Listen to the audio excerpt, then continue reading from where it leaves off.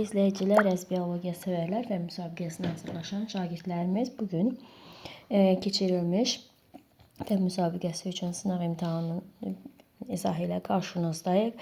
İzaha başlamamızdan ilk öncə kanalımıza dəstək məqsədi ilə abunə olmağı və əgər bəyəndiysənsə bəyən butonunu basmanızı xahiş edirik.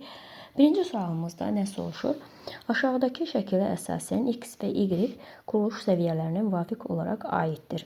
Və burada görürsünüz, bu kitabınızda da var idi. Bu hüceyrədir, toxumadır, orqandır, bu yəni ürəkdir.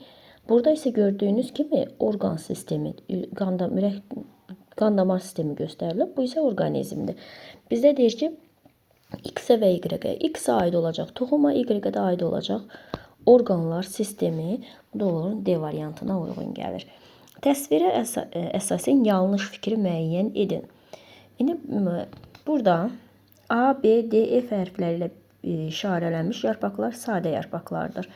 A sadədir, B sadədir, D sadədir, F sadədir. Bəli, sadə yarpaq nəyə deyilir? Bir daha xatırladaq ki, yarpaq ayasından, bir yarpaq ayasından ibarətdirsə buna deyirik sadə yarpaqlar. C və Y mürəkkəb yarpaqlardır. Bəli, C barmaqvari yarpaqdır, E isə təklərəkvaridir. Bu da düzdür. C ilə işarələnmiş yarpaq quruluşuna görə şabalıd bitkisinə rast gəlinir. Bəli, düzdür.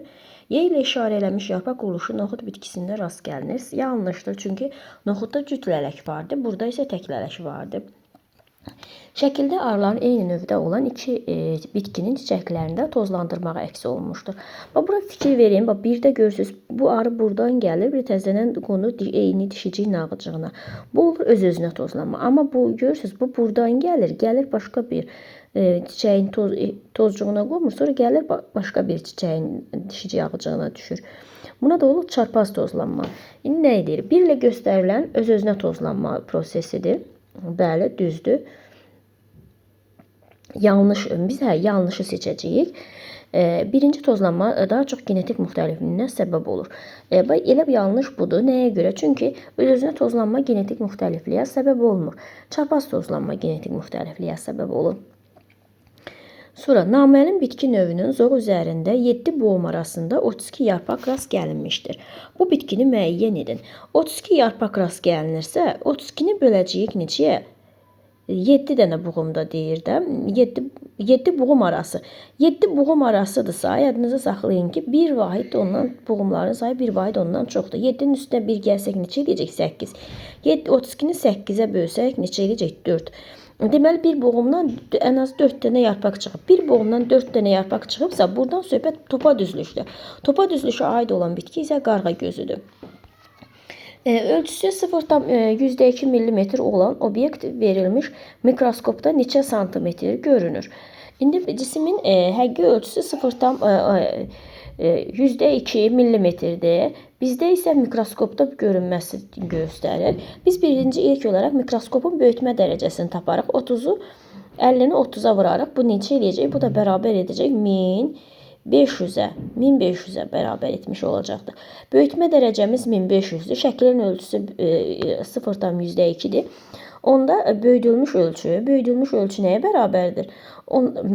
Şəklin ölçüsü, yəni 0,2'ni vuracaq mikroskopun böyütmə dərəcəsinə, yəni 1500'ə.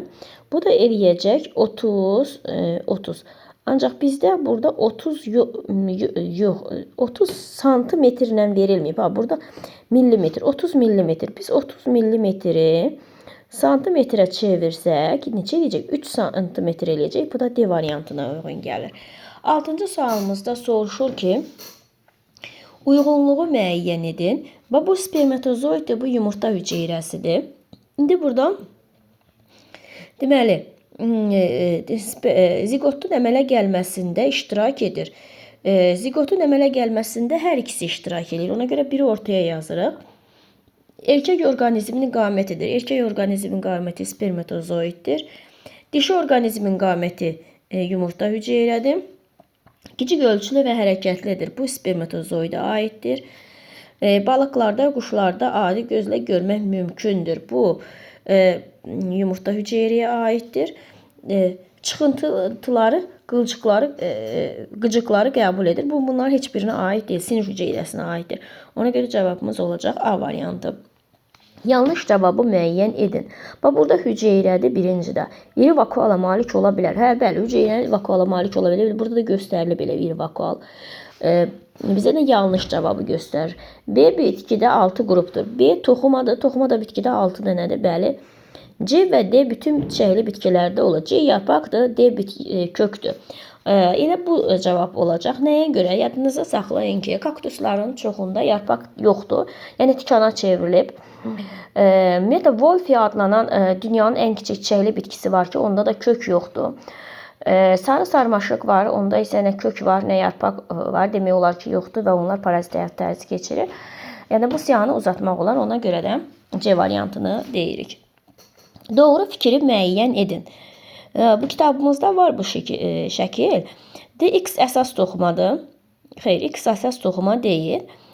Y mexaniki toxumadır. Bura baxdıqda xeyr, Y mexaniki, Z törədici toxumadır. Aha, bu da deyil. Y özündə ehtiyat qida maddəsi toplayır. Bəli, Y əsas toxumaya aiddir və özündə də ehtiyat qida maddəsini toplaya bilər. Sonra 9-cu sualımıza deyilir. Şəkilə aid olan doğru fikirləri müəyyən edin. Z kökün uzunluğa böyüməsini təmin edir. Kök üsküyüdür Z. Kök üsküyü kökün ucunu zərdələnməkdən qoruyur. Uzuna böyüməsini təmin etmir. Bölünmə zonasıdır uzuna bölünməsini təmin edir. X-in məhv olan hüceyrələri Z-in hüceyrələri hesabına bərpa olunur. Xeyr, bunu da deyə bilmərik. Y-in hüceyrələrində nüvə yoxdur. Y hüceyrələri nədir? Əmici tellərdir. Əmici tellərin hüceyrələrində niyə nüvə olmasın? Var, nüvəsi vardır. Z bir-birinə sıx yerləşmiş bir neçə qat əmələ gətirən canlı hüceyrələrdən təşkil olunmuşdur. Bəli, dedik ki, kök üsküyü bir-birinə sıx yerləşən bir neçə qat canlı hüceyrədən təşkil olunmuşdur və yenilənməsi daima bölünmə zonasının hüceyrələri hesabına baş verir. X və Y işarə olunan qazlar müvafiq olaraq hansılardır? Bax, burada görürsünüz ki, ağciyərə gəlir. X ağciyərə gəlir, Y ağciyərdən çıxır. Ağciyərə gələn qaz hansıdır? Karbon qazıdır. Ağciyərdən çıxan qaz hansıdır? Oksigen qazıdır. İndi bizə nəyi soruşur? X və Y karbon qazı, oksigen qazı. Bu da onda bir də C olmuş olacaqdır. Alma bitkisinin çiçək quruluşu ilə bağlı doğru sxemi müəyyən edin. Alma iki cinsli çiçəyə malikdir və iki qat çiçək yanlıqlıdır. Ona da uyğun gələcək. A variantına uyğun gəlmiş olur. Sonra göstərilən proses haqqında hansı fikir yanlışdır? Sporun əmələ gəlməsi prosesidir. Buradan da bizdən yanlış fikir isə çoxalmaya xidmət edir. Elə bu yanlışdır. Çünki bakteriyalarda spor əmələ gələndə çoxalmağa xidmət etmir. Xarici mühitin əlverişsiz təsirindən qorunmağa xidmət eləyir. Uyğunsuzluğu müəyyən edin. Deməli, bir vakual, bəli, bir vakualdır. 2 mitoxondri, xeyr, 2 mitoxondri deyil. Elə bu uyğunsuzluğun biri budur. Çünki 2 xloroplastlardır. Yəni plastitlərdir. 3 membran, xeyr, 3 sitoplazmadır, membran deyil. Sonra 4 nüvə, bəli, 4 nüvədir, 5 hüceyrədir var, bəli, budur. Uyğun olmayan C variantı uyğun gələcək. Klasterdə sual işarəsinin yerinə yazıla bilən canlılar öyrənən elm sadə bölünmə yolu ilə 2-yə bölünərək çoxalır. Mikroskopikdir, bir hüceyrəlidir. Bu söhbət bakteriyalardan gedir. Bakteriyalarda öyrənən elm bakteriologiya adlanır. Uyğunsuzluğu müəyyən edin. Bax, X təpə tumurcuğudur. Z qoltuq tumurcuğudur. K buğumdur. L buğum arasıdır. L zoğun iki qonşu buğum arasında qalan hissəsidir. Aha, düzdür. Bunu yaza bilərik. K zoğun yarpaq və tumurcuğa birləşən hissəsi buğumdur. Bəli, dedik. Sonra X zoğun uç hissəsində təpə tumurcuğudur. Uzuna böyüməsini təşkil edir. Düzdür. Sonra Z yan yarpaqla gövdə arasında yaranan qoltuqda yerləşən əlavə tumurcuqdur. Xeyr, qoltuq tumurcuğudur. Əlavə tumurcuq buğum aralarında yaranmış olur. Doğru fikirləri müəyyən edin. Bax, əmici tel, spermatozoid, bu ertosit hüceyrəsidir. Bu da bitki hüceyrəsinin quruluşudur. Demək, şəkilə əsasən iki bitki hüceyrəsi var. Bəli, düzdür. Bu düzgün cavabdır. Sonra təsvir edilmiş bitki hüceyrələrindən yalnız birində xloroplast olar. Bəli, düzdür. Bunun tərkibi D-nin tərkibində ola bilər. Sonra şəkildə A və B heyvan hüceyrələrinə aiddir. A bitkidir, B heyvandır. Ona görə bunu götürmürük. Sonra C heyvan hüceyrəsi olub oksigeni daşıyır. Bəli, C ertositdir. Ertositlər oksigeni daşıyır. Bunu götürürük. B sinir hüceyrəsidir. B spermatozoiddir, sinir hüceyrəsi deyil, onu götürmürük. B hüceyrəsi fəal hərəkətlidir. Bəli, bu da o düzgündür. A, B, D, F, bu da A variantına uyğun gələcək. 17-ci sualımızda deyir ki, yanlış fikri seçin.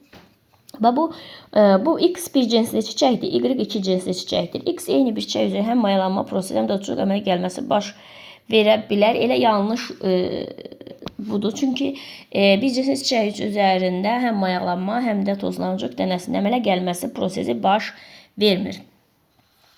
Hansı strukturdan yerləşən hüceyrələr gələcək cinsi hüceyrələ başlanğıc verir? Bir tozluqda yerləşən, bir də yumurtalıqda yerləşən. Tozluq bu, yumurtalıq isə 4 ilə işarə olunub. Bu da eləyəcək 2, 4, C variantı. 18. Müvafiq olaraq düzgün fikirləri plus, yanlış fikirləri isə mənfi ilə işarə etmiş edin. İndi gəlin bir edək. Deyir, əsas kök rüşeym köküyündən inkişaf edir. Bəli, əsas kök rüşeym köküyündən inkişaf etmiş olur. Sonra soğan və sarımsaqda əsas kök yaxşı inkişaf etmişdir. Xeyr, soğan və sarımsaqda əsas kök yaxşı inkişaf eləmir. Onlar saçaqlı kök sisteminə aiddir. Əsas kök var, amma zəif inkişaf edir. Ona görə buna minus qoyuruq. İncəyin torpaqda yerləşən bütün orqanları köklərdir. Bu da yanlışdır. İncəyin kökümsöv gövdəsi də var. Sonra tumurcuqlar xaricdən pulcuqlarla örtülmüşdür. Bu düzgündür. Sonra çiçəkli bitkinin genativ orqanlarından biridir. Bu da düzdür. Sonra əlavə köklər həm bitkinin gövdəsindən, həm də yarpaqlarından yarana bilər. Bu da düzdür. Yarpaq gövdəyə birləşdiyi hissəyə buğum arası adlanır. Yox, buğum deyilir, buğum arası yox. Buğda mil kök sisteminə olan bitkidir. Xeyr, buğda saçaqlı kök sisteminə malik olan bitkidir. Deyilənlərə uyğun gələrək 19-cu sualımızın cavabı olacaq. Generativ tumurcuqdan kiçik çiçək inkişaf edir. Bəli, C variantı uyğun gəlmiş olacaqdır. 19-cu sualımızda 20-ci sualımıza baxaq. Deyir, yanlış fikri müəyyən edin. A damarlanma forması buğda, qamış, bitki yarpaqlarına paralel damarlanmadır. Bəli, bu düzgündür. Bizə yanlış lazımdır. B damarlanma forması üzüm, çinar, palıd kimi bitkilərin yarpaqlarında müşahidə olunur. Torvari damarlanmadır. Bəli, bu da düzgündür. Bizə yanlışı gəzirik. A damar formasında iri damarlar yarpaq arasında bir-birinə paralel yerləşir. Gördüyünüz kimi paralel yerləşir. B damar qarğıdalı, soğan kimi bitkilərin yarpaqlarında müşahidə olunur. Yanlış olan budur. Çünki qarğıdalı soğan birləpəli bitkilərə aiddir. Birləpəli bitkilərdə də necə damarlanma, paralel damarlanma aiddir. Torvari yox. 21-ci sualımızda soruşur. Şəkilə orqanizmin hansı təşkil səviyyəsi əks olunmuşdur? Bax, bu epitel toxumasının müxtəlif formalarıdır və nədir? Onda toxuma səviyyəsi təşkil olunmuş göstərilir. Yarpaq şəklini dəyişərək bığcığa çevirir. Üzümlə çiyələkdə zoğ şəklini dəyişib. Lobiyada yoxdur, amma noxudda isə yarpaq şəklini dəyişib bığcığa çevrilib. Uyğunsuzluğu müəyyən edin. Mil kök sistemi, bu da saçaqlı kök sistemi. A kök sistemində toxumundan inkişaf edən kök olmaya bilər. Mil kök sistemində bəli, mil kök sistemində yadınızda saxlayın. Uyğunsuzluq burada pozulub. Mil kök sistemində toxumdan inkişaf elə əsas kök toxum rüşeym köküyündən inkişaf edir də. Ona görə uyğunsuzluq burada yox. Uyğunsuzluq elə burada pozulmuş olurdu. Digərlərinə də baxaq. B kök sistemi toxumdan inkişaf edən kökünü aydın nəzərə çarpmır. Bəli. A kök əsas kök aydın seçilir. Bəli. A köksün yaxşı inkişaf əsas kökü və yan köklər olur. Bəli. Elə uyğunsuzluq A variantında pozulub. 24-cü sualımızda deyir, mikroskopun optik hissələri hansı rəqəmlə göstərilmişdir? Optik hissələr deyəndə, yəni böyüdücü hissələr, böyüdücü şüşələr olan hissəsi. Bu da okulyarla obyektivdir. 1 və 3 A variantına uyğun gəlmiş olur. 25-ci sual, düzgün fikri seçin. Heyvan hüceyrəsindən fərqli olaraq bakteriya hüceyrəsində hüceyrə divarı olur. Bakteriya hüceyrəsində hüceyrə divarı nəyə görə xloroplastı götürmədik? Məsələn, yaşıl evqliyana heyvanlara aiddir. Onlarda xloroplast vardır. Buna görə də bunu götürmürük. C-ni götür.